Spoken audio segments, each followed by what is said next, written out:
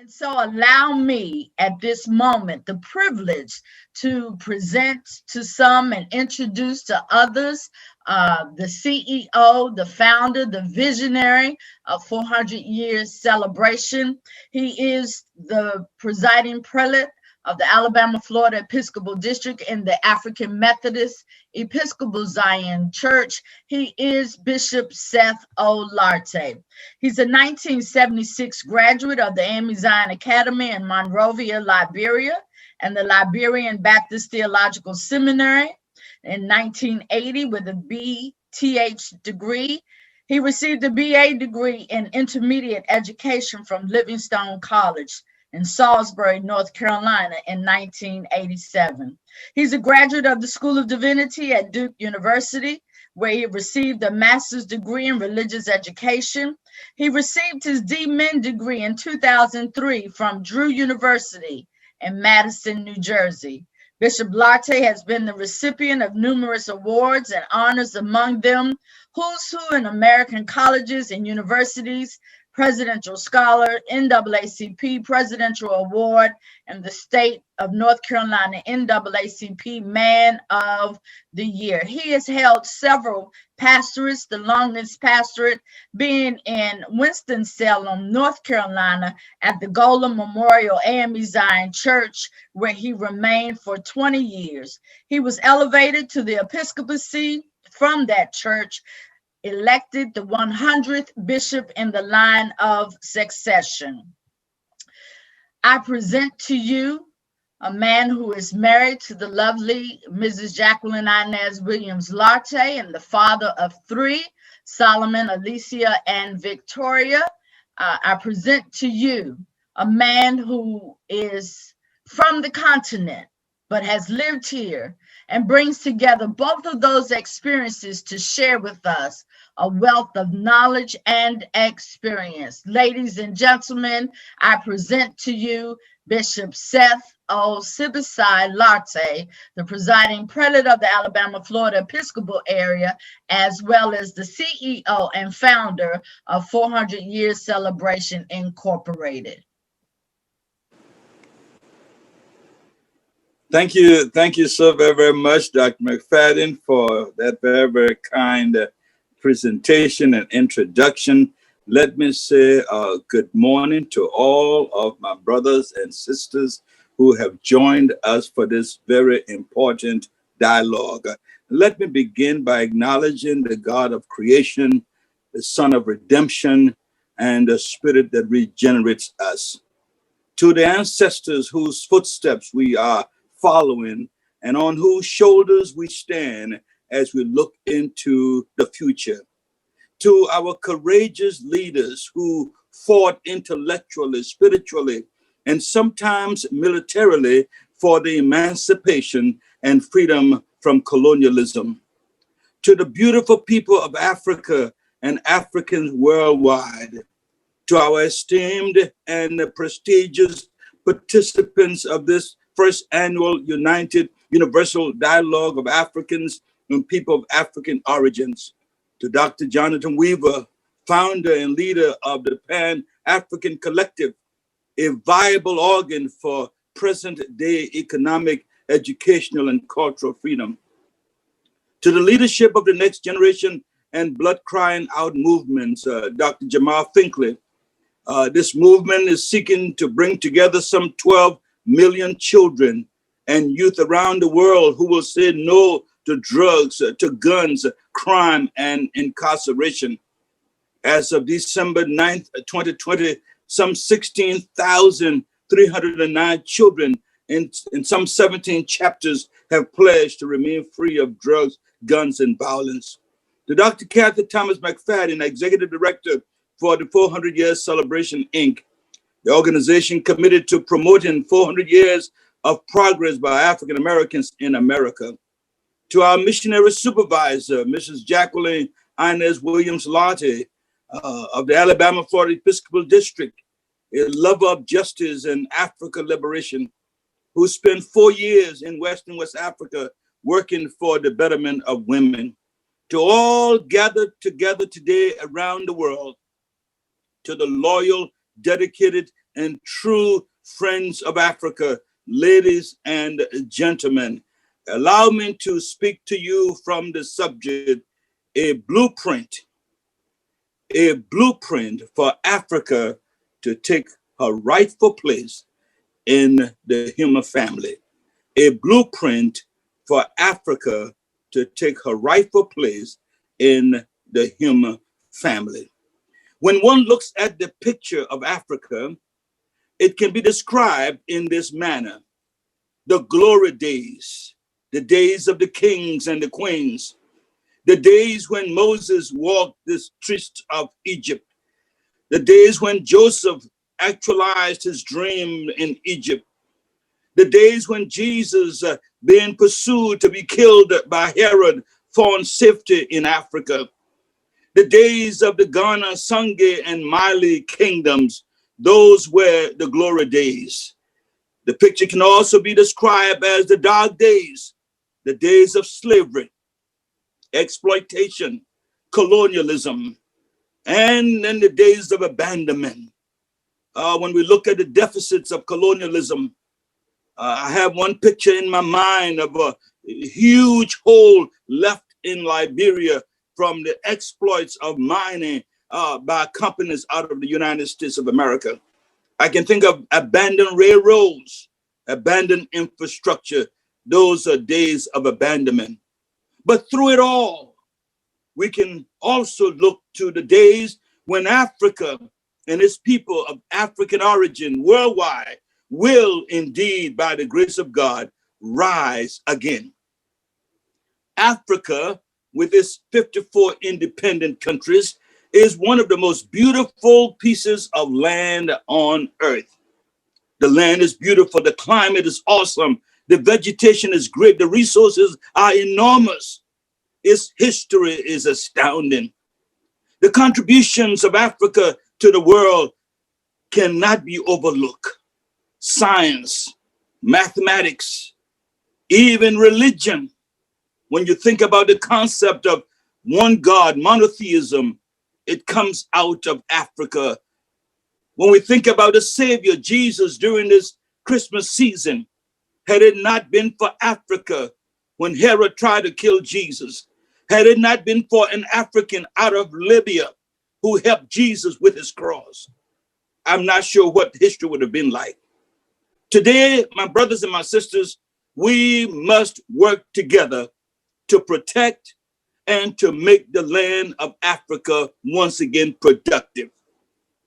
If you read the Bible that Christians use, you will discover that one of the first responsibilities given by the Creator to humanity was to take care of the land.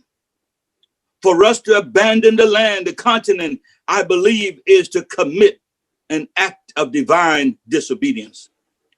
Africans and those who live worldwide are some of the most peaceful, beautiful, and elegant people on earth. However, with all of its beauty as a land and its people, Africa has been ambushed, betrayed, castrated, destroyed, exploited, fractured, and most of all, subjected to all kinds of genocidal activities. But I still believe that Africa's best days are yet to come. To elevate Africa to the heights that it can become, we must begin to communicate as Africans on the continent and those around the world. The time has come for us to either reason together for our common good, or we will perish together because of divisiveness, deceit, destruction from within as well as from without. We must move from a survival mindset to a mentality of success, advancement, sustainability, and economic stability. We must dialogue together in order to stop the wars on the continent. I say it again, we must dialogue together to stop the wars on the continent. Look with me at this picture. I asked myself the question, when was the last war fought in America, in Europe, or in Asia? I want you to understand that wars have become a weapon for destabilization, destruction, and setback. The last time war was fought on these shores of the United States was in the year 1890, a war between the US and the Indians. The last time a war was fought in Europe was in 1756, the French Revolution. The last time there was a major outbreak in Asia was in 1945. I say wars destabilizes, they're destructive, and they're setbacks. When you come to Africa, just a snapshot, nothing to boast about. You look at Liberia, 1980, Rwanda, 1990. As late as 2013, you had the South Sudan wars taking place even as we speak. These are just a few. Something is wrong with this picture. We as Africans and Africans around the world must realize that we are being used as pawns by other people. And when they give us guns to kill each other, they're not doing it to themselves. That's why we need to come together, dialogue and reason together. I say to you, my sisters and my brothers, Africa needs her sons and daughters around the world to focus again on Africa.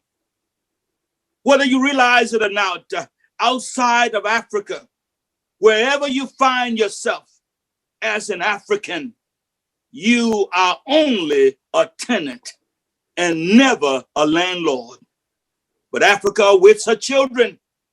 It is for this reason that I believe that dual citizenship is a crucial element for Africans and Africa worldwide. Let me say this. We must not be carried away by the developments in America, Asia, Europe. We must work to develop the continent. Our hosts, whether they be in America or Asia or Europe, they have a tendency to abuse us, harass us, and eventually deport us. Right here in America, up until 2018, some 8.3 million persons have been deported out of this country. In Europe, up until 2019, some 142,000 were put out of the European Union.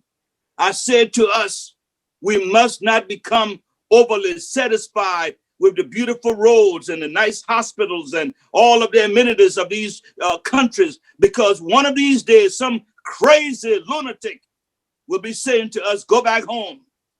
And what a tragedy it will be to go back home to dirt roads and to go back home to lack of hospitals and lack of infrastructures. We are in these countries, but let us not forget, we have a home. We have a home base. It is called Africa, a beautiful place, a wealthy place, a marvelous place. We must not forget. With this kind of inhumane attitude toward people of other nationalities, it is necessary for us to work together to improve the health system in Africa, food production in Africa, education in Africa, communication, road network, viable economic infrastructure, and efficient protection, preservation, and production of our natural resources.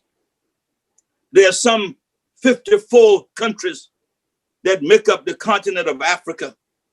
I'd ask the technician to put up a map for us to show you something about Africa. If you look at this map, it looks interesting. And that is because if you look very closely at this map, you will see that it is made up of the United States, China, India, Europe, France, Spain, Portugal, Italy. All of those countries can be placed on Africa, and Africa will still have a piece of land for her children who are abroad. I'm glad you see it there. When people talk about Africa, they talk about Africa as though it is a small piece of land. That's not the case. Look at China. You can place China on the continent, United States on the continent, Portugal on the continent. Even the UK can be placed out there in the Seychelles Islands. I'm talking about Africa, a beautiful place, a marvelous place, a place for all practical purposes. The Garden of Eden must have been constructed in this place.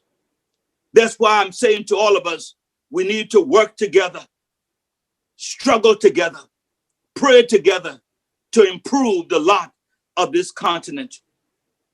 The failure to collectively work for the good of Africa and the people of Africa worldwide will expose us to being disrespected. We will never, ever be respected as a people until we respect ourselves enough to mobilize our intellectual, cultural, economic, and scientific abilities to design a plan of action for a comprehensive future of the continent. I'm saying to all of us that the failure to collectively work for the good of Africa and its people worldwide will subject us to what I call colonial gentrification. Gentrification is when you are relocated from a community, and because of the economics of that place, you cannot even come back to that place. And if we're not careful, China will be the next colonial master of Africa. And I want you to understand something. Whoever controls the waterways, whoever controls the transportation network, whoever controls the land, controls the rest of the world. And if China is permitted to take over and colonize Africa, all of us are going to be impacted. Why? Because let me say this to you. The 54 countries you find on the continent, every last one of them, except for one or two or three, they all have gold, diamond, bauxite, you name it. Whatever mineral that the world needs, you can find it in Africa. When the supervisor and I were in Africa, we had gone to this community. And when we got there, we saw a major operation going on. We saw a little town that had been relocated. Now, prior to the relocation, this little town had no running water, no electricity, no plumbing, none of the major infrastructures. Why were they being relocated? Because beneath that little village, beneath that dilapidated town, was enough gold and diamond to last for the next 20 years. World Bank, Canada, United States, Great Britain, they all were there digging that gold diamond out of that place. And so when people treat us like we are nobodies, I want you to stand up, lift your head up, stick your chest out, and let them know you are somebody, not just because you're saying it, but because of what history has to say, because of what God has said, because of what the land of Africa is all about. I want to say to you in closing, the time has come for us to work together, pray together, struggle together, dialogue together, for the good of the continent? What if America still had independent countries? We call them states. What if Europe, with all that it has, you have the European Union? Africa must become an entity that is organically united. Because if we do not, I'm telling you, the 1.216 billion people on the continent will become slaves once again. And the rest of us who find ourselves in other parts of the world, we too will become slaves. But when we work together, when we pray together, when we struggle together, when we put our mentalities and our resources together, we can have a homeland that we can all be proud of. In closing, let us be reminded, let us understand that being a member of a tribe or a national origin, these are only the doors by which we enter into the world. We must never ever become these doors of tribalism and nationalism must never ever become the barriers of civility, decency, and the respect for human life. Let me call upon those who are in the faith community to empower our people with a genuine faith that will make us to love God, love others, and to love ourselves. Let me call upon the NAACP, the Poor People's Campaign, Black Lives Matter to be introduced to the continent. Let me call upon our business leaders to create a viable business plan for the maximum utilization of the resources of Africa. My brothers and my sisters, let me call upon our health professionals to make a yearly pilgrimage to provide health services to the less fortunate. One of the things that this particular dialogue is going to do, we are going to adopt mercyship as our opportunity for outreach. You'll be seeing in a few how you can help us provide some resources for mercyship. Mercyship goes to Africa and provides health care for the very least fortunate among us. And I want to call on those of us who are doctors. Yes, I know that we're dealing with COVID-19 and other kind of a pandemics, but Africa needs you. And so let me call upon our health professionals to make a yearly pilgrimage to provide health services to the least fortunate in Africa. We call upon all of our engineers to return and help build the continent so that Africa will once again rise to the heights that God intended for it to be. Just like the Republic of Ghana, every African country needs a positive law for dual citizenship for her children and open her arms to embrace her sons and daughters. Together, we can dialogue until Africa takes her rightful place among the human family. May God bless this united dialogue. May God bless the people of Africa. May God bless us all as we work together to provide a blueprint for Africa to take her rightful place among the family of the world. God bless you and keep you is our prayer. Wow. Thank you so much, Bishop Lartey, for that powerful and moving address that laid the foundation for the conversation that we will be having for the next few days. Thank you so very much.